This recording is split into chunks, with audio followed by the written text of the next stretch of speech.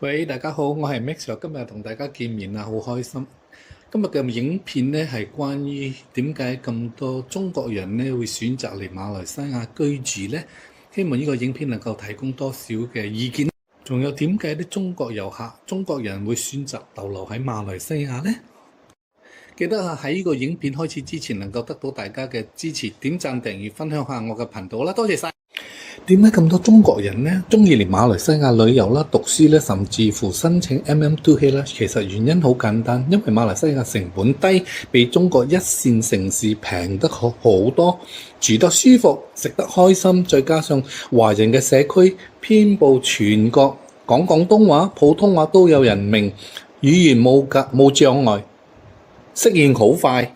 咁飲食方面啦，中菜啦、涼野菜咧、馬來美食啦、印度餐應有盡有，口味親切，唔使擔心冇胃口嘅問題。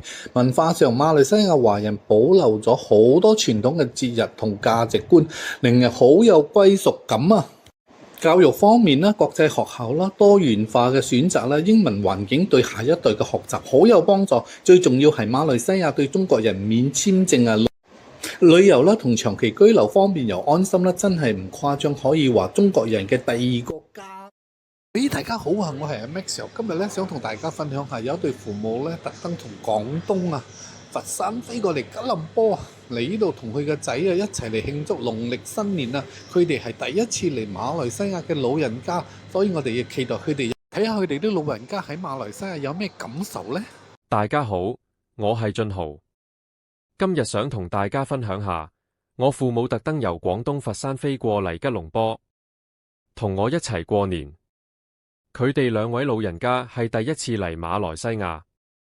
今日我帶咗佢哋去吉隆坡市中心行年貨，佢哋見到呢度啲賀年裝飾同氣氛，都話好震撼。佢哋仲係咁話，點解馬來西亞可以整到咁有氣氛嘅？仲犀利過我哋國內。佢哋兩位老人家仲講點解馬來西亞可以做得到，點解我哋國內就做唔到咁嘅氣氛嘅？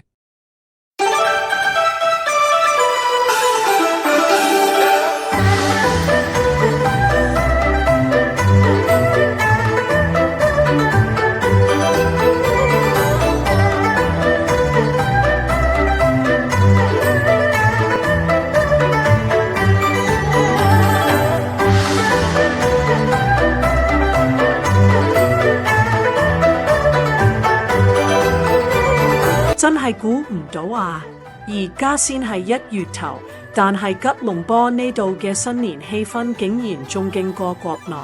我同老公啱啱去咗柏威年 Pavilion 嗰邊，周圍已經全部換晒紅當當嘅裝飾，周圍都係大紅燈籠、牡丹花，仲有嗰隻金燦燦嘅金馬象，真係超浮誇、超靚。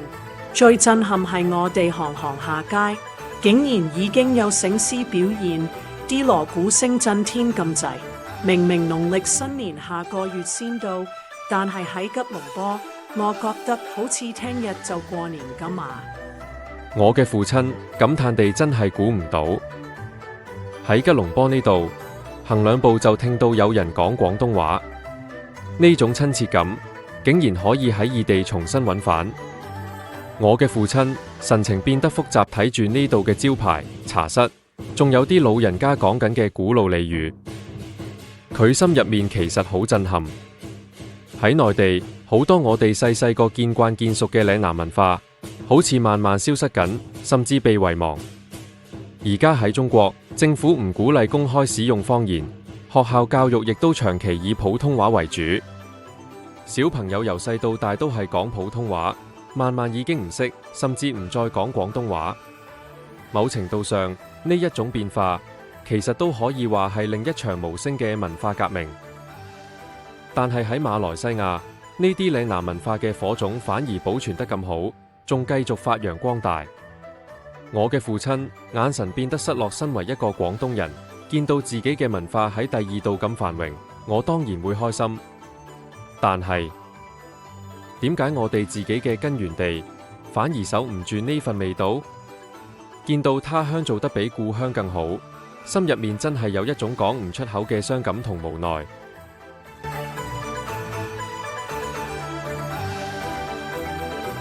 馬來西亞真係一個好有福氣嘅國家，各族可以咁融洽咁一齊生活，好難得。我作為一個中國遊客，見到本地華人對自己文化嘅堅持，好感動。記住自己嘅根，自己嘅歷史同傳統，真係好緊要。如果冇咗呢啲，我哋就會好似冇咗靈魂一樣，對唔住祖先為我哋爭取同保存落嚟嘅獨特文化。